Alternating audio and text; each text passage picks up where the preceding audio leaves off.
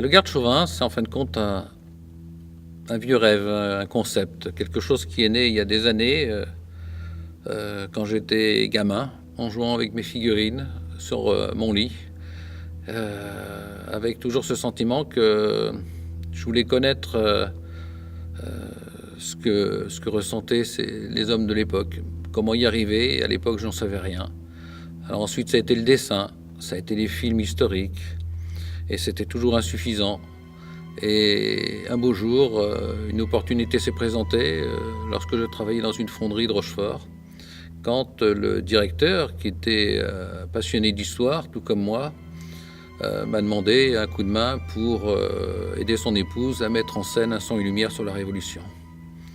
À partir de là, j'ai demandé à une quinzaine de volontaires de me donner un coup de main dans l'entreprise, et on s'est donc déguisé, on a confectionné des uniformes pour refaire la bataille de Fontenoy. Alors pour nous, c'était nouveau, on a utilisé des blouses de briques et de broc, les épouses ont donné un petit coup de main pour faire les coutures. Et puis on a fait Ces sons et lumières. Moi qui étais déjà passionné d'histoire, je recevais pas mal de magazines et je voyais que la reconstitution française commençait à naître dans le Nord avec quelques groupes, et ça me passionnait déjà, sachant que les anglo-saxons avaient commencé depuis des années.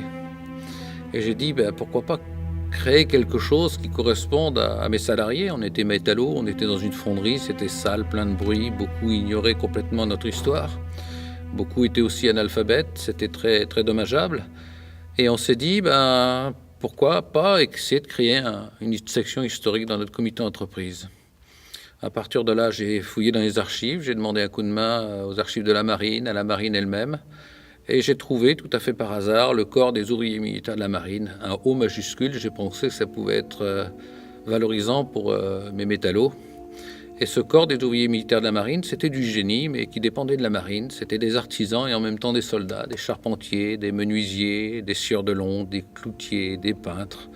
Et j'ai pensé que ça convenait tout à fait à mes gars. Donc on a continué à fouiller dans les archives jusqu'à ce qu'on trouve des patrons d'uniformes, les décrets, etc.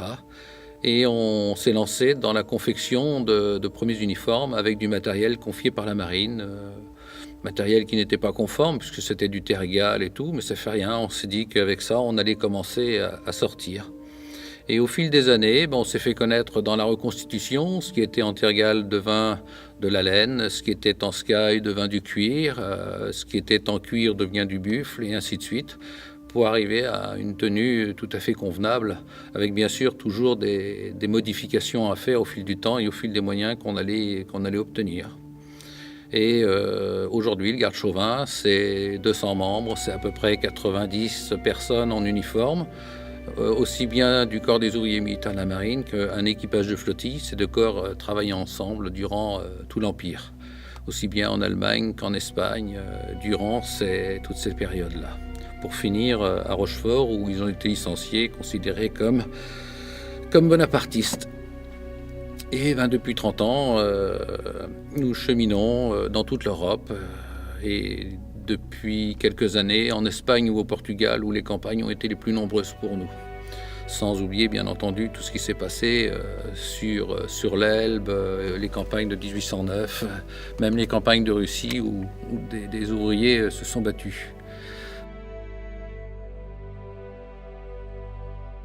C'est moins guerrier que de l'infanterie ou des grenadiers de la garde hyper connus, ou d'autres corps que l'on voit un petit peu partout. Les ouvriers n'existent que par nous. En marine, il n'y a pratiquement que le garde chauvin. Il reste quelques marins de la garde à droite ou à gauche. Mais nous, en tant que corps du génie et de la marine, nous sommes pratiquement les seuls. Et nous avons un avantage aussi sur beaucoup d'autres associations, c'est que nous avons un pourcentage de jeunes assez important. Bien sûr, on a les anciens qui sont là depuis 30 ans, mais ces jeunes donnent du sang neuf à notre association, ce qui fait qu'elle se renouvelle sans cesse. Et elle évolue d'année en année. Même si nous avons 30 ans, qui semble assez vieux pour une association, elle évolue énormément. D'ailleurs, récemment, nous avons construit un pont, une parcelle de pont, comme on aurait pu le faire sous l'Empire, avec des barques, avec des planches, avec nos vieux outils, nos sidelons, etc. Et ça a été une expérience assez formidable qu'on va renouveler. Alors, Nos soldats artisans peuvent très bien combattre en ligne, peuvent combattre en mer, peuvent tenir une pièce d'artillerie, sont formés pour ça. Ils font des apprentissages pour le travail de charpentier, de menuisier, le travail du fer avec un forgeron. Enfin, tout ça, ce ne sont que des initiations. Mais justement, ça leur donne un avantage sur tous les autres, c'est qu'ils ne font pas que du guerrier, que du soldat à faire du pampan. Ils ont différentes tâches qui sont certes peu connues du grand public ou des historiens. Peut-être que ces hommes-là intéressent peu les historiens parce que on les voit pas beaucoup, mais ils sont essentiels justement pour le passage des troupes sur les fleuves, les rivières, sur la construction des embarcations, sur la construction des vaisseaux dans les arsenaux. Bref, on les trouve partout. Parce que les vaisseaux ne se sont pas construits tout seuls, puisque les ponts ne se sont pas construits tout seuls. Ils ont eu un travail formidable durant toute la période de l'Empire. Donc c'est notre devoir à nous de les représenter. Et d'une manière ludique, pédagogique, toujours à l'usage des gens qui viennent nous voir, parce qu'on est là pour leur faire apprendre ce qu'ont été leurs ancêtres, et pas seulement leur montrer qu'on a vécu toujours dans des périodes troublées, des périodes de guerre. Il n'y a pas que la guerre, bien sûr. Elle a été présente durant tout l'Empire, même avant et bien au-delà. Mais ces artisans soldats ont contribué par leur sacrifice à faire ce que nous sommes aujourd'hui, quoi. Notre conception de la reconstitution, elle est ainsi. Les hommes qui constituent notre association ne sont pas historiens, ne sont pas bonapartistes, aiment l'histoire ou d'autres ne la connaissent pas, donc ils sont là pour l'apprendre. Nous faisons en sorte de leur attribuer à chacun un personnage qui a réellement existé. Parce que le premier degré, c'est quelque chose de difficile quand on fait de la reconstitution. Donc il faut agir toujours au second degré. On est dans la peau de quelqu'un d'autre et on agit comme si on agissait à l'époque, puisqu'il s'agit de reconstitution. Comme dans un film, comme dans une pièce de théâtre, c'est plus facile quand on est au second degré. Je n'ai jamais été commandant dans l'armée, je le suis depuis 30 ans dans la reconstitution. Les hommes qui sont avec moi, pour la plupart, pas de rôle particulier dans la vie militaire, bien qu'on ait quand même des militaires, hein, on a quand même des collègues qui sont gradés dans l'armée, mais ils ont de simples petits rôles dans la reconstitution. Notre vie perso, elle est à part. Notre vie de reconstitueur, c'est sur le terrain, c'est au cours de nos travaux de reconstitution, nos travaux de chantier, nos écoles du soldat, etc. On essaye d'être sérieux dans le fonctionnement de notre association. Donc il y a une hiérarchie, toujours au second degré, bien entendu. Elle est respectée. On n'a pas cet esprit militaire, virulent comme on pourrait trouver dans certains corps, puisque là, il s'agissait d'ouvriers qui travaillaient avec leurs ingénieurs, donc des gens de même profession. Donc il n'y avait pas besoin de faire claquer des talons ou des grades ou d'avoir un rôle typiquement militaire. C'était beaucoup plus souple. Les officiers n'étaient pas obligés d'aboyer sur les soldats comme ça peut se faire dans l'infanterie, dans l'artillerie ou ailleurs. Donc on parle d'une même profession et on parle de travaux, ce qui facilite les choses. Cependant, la hiérarchie est respectée. L'ingénieur est capitaine ou commandant. Le maître charpentier peut être sergent. Chacun a son rôle à tenir.